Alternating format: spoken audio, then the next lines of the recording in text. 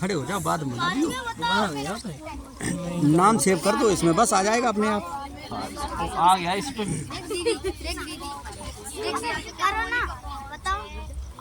कहाँ जा रहे हो? आप थोड़ा सा ऐसा मुंह घुमा लो। किधर को? ना सही। इधर इधर नहीं घुमाना, उधर घुमाना है। किधर घुमाना है? थोड़ा ठीक है, ठीक है। ले लेंगे क्योंकि माइंड पुजारी आप। ओए, कोई बोलेगा नहीं, ध्यान से सुनना है, बोलेगा नहीं, एकदम शांत। सभी हमारे माताएं, बहनें और भाइयों को हमारा सबसे पहले आप लोगों को बहुत बहुत धन्यवाद, जिसलिए आप यहाँ पधारे और एक छोटे से मैसेज में आप लोग आए।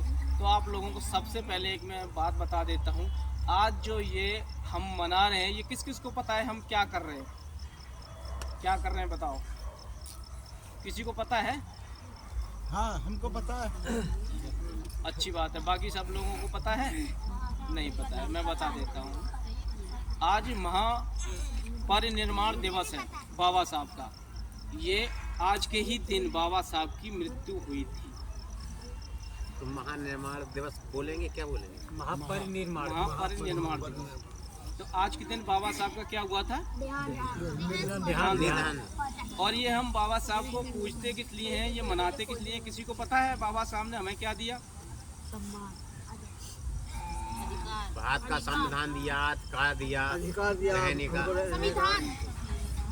चलो, हमारे काफ़ी लोगों को बहुत अच्छी बात है कि पता है, और हमारे बच्चों को हमें बहुत ज़रूरी है ये बातें बतानी। मैं आप लोगों को बता देता हूँ कि आज भी हमारे समाज में लोग ये सोचते हैं कि बाबा साहब ने हमारे लिए कुछ नहीं किया, और कुछ लोग ये सोचते हैं कि बाबा साहब ने सिर्फ एससीओं के लिए किया है, सिर्फ जाटवों के लिए किया है। कुछ लोग सोचते हैं, और कुछ लोगों को, हमारी जो माताएं बहनें, उन्हें यही नहीं पता कि बाबा साहब ने हमें क्या दिया, चाहे वो किसी समाज की हो। मैं बता देता हूँ बाबा साहब ने हमारी बहन बेटियों को क्या दिया है। बाबा साहब ने बहन बेटियों को सबसे पहले खाट पे बैठने का अधिकार नहीं होता था, बराबरी पे बैठने का अधिकार नहीं होता था, पढ़ने का अधिकार नहीं होता था। यहाँ तक की बात बताऊँ कि तुम्हें उनको नौकरी में लगने तक का अधिकार नहीं था। जब पढ़ोगे नहीं तो आपकी नौकरी लगना ही नहीं। बाबा साहब ने ये अधिकार दिए हैं आपको। इतना भी था कि वोट का भी अधिकार नहीं होता था। और तो और के जो एससी समाज के लोग हैं, उन्हें किसी को वोट डालने का अधिकार नहीं था। ये हमारे बाबा साहब ने आपको अधिकार दिए। पढ़ने का अधिकार नहीं होता था। और आज हमारी समाज में कुछ लोग जिन्हें खाट में बैठने का अधिकार नहीं होता था, आज वो बड़े बड़े पदों पर बैठ के क्या कह रहे हैं कि हमारे लिए बाबा साहब ने किया ही क्या है। क्या कह रहे हैं कि हमारे लिए बाबा साहब ने क्या ही क्या है। तो मैं एक छोटी सी बात कहूँगा, क्योंकि समय बहुत कम है और हम चाहेंगे कि इस बार हम सबको मौका देंगे, एक 2 मिनट सब लोग अपने अपने विचार रखेंगे। हेलो, मैं कैसे कहूँ कि हमारी वाणी में इतना जोर नहीं, मैं कैसे कहूँ कि हमारी वाणी में इतना जोर नहीं। सारी दुनिया का इतिहास पढ़ा है हमने, हमारे बाबा साहब जैसा कोई और नहीं। हेलो, आज जो लोग हैं कहते हैं कि बाबा साहब ने हमें क्या दिया है, तो उनके लिए हम खास बात कहना चाहूँगा कि बाबा साहब ने अपने 4 बच्चे कुर्बान कर दिए, अपने 4 बच्चे कुर्बान कर दिए। और आज तुम बड़े बड़े पदों पर बैठ के कह रहे हो कि बाबा साहब ने हमें क्या दिया है। अगर बाबा साहब नहीं होते, आज हमारी समाज में लोग क्या करते हैं, मंदिर में भगवान को ढूंढ रहे हैं। अगर बाबा साहब नहीं होते ना, तो कचरे के ढेर में रोटी ढूंढ रहे होते। जैसे सड़ा हुआ कुत्ता आ जाता है ना, उसकी कहीं रिपोर्ट नहीं लिखी जाती है, वही हाल था। बाबा साहब ने आपके लिए क्या किया है मैं बताता हूँ कि बाबा साहब ने, जब बाबा साहब संविधान सभा से संविधान लेकर जब देकर आ रहे थे, तो वहाँ पर एक महापुरुष थे, उनका नाम था कृपाली जी। जब कृपाली जी वहाँ खड़े हुए थे तो उन्होंने कहा, अम्बेडकर आज तू बड़ा खुश है, क्या बात है। बाबा साहब से कहा कि अम्बेडकर आज तू बड़ा खुश नजर आ रहा है, क्या कहा, ऐसा क्या मिल गया तुझे।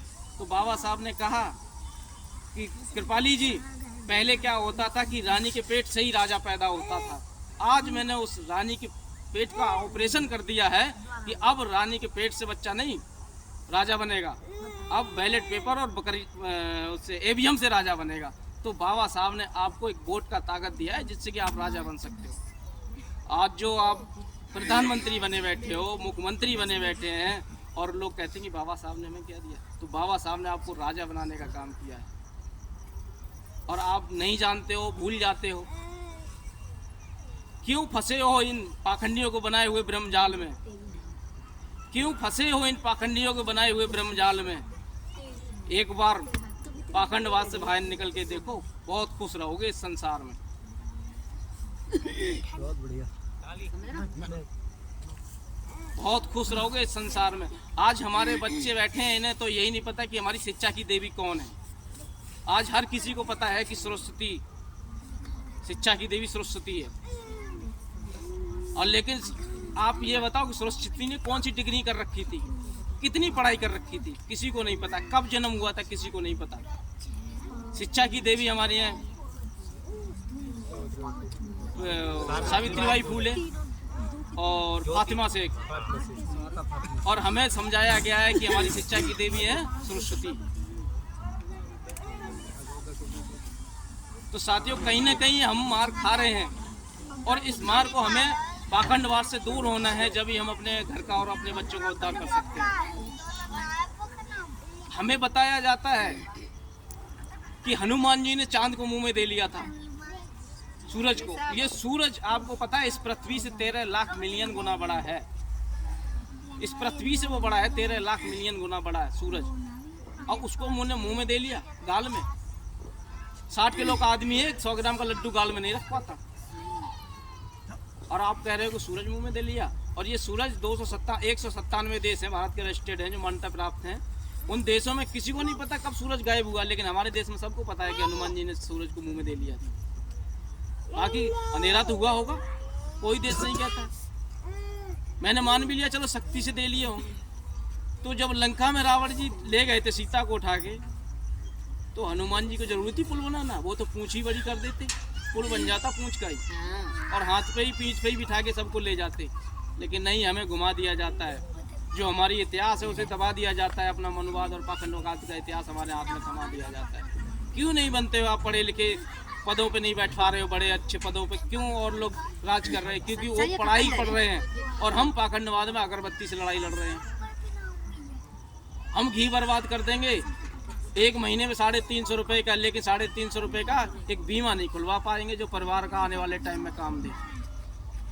एक छोटी सी बात और कहूँगा, फिर अपनी बाड़ी को विराम दूंगा क्योंकि टाइम बहुत कम है। अगर भगवान पैसा देता तो मंदिर में बैठा पुजारी आपसे पैसा नहीं लेता। अगर भगवान पैसा देता पूजा पाठ करने से, तो मंदिर में बैठा पुजारी आपसे पैसा नहीं लेता, वो तो डायरेक्ट थैला की थैला मंगा लेता। लेकिन नहीं, हम लोग नहीं समझ रहे हैं, नहीं सुधर रहे हैं। ये हमें कहीं ना कहीं बदलना पड़ेगा, बदलाव करना पड़ेगा।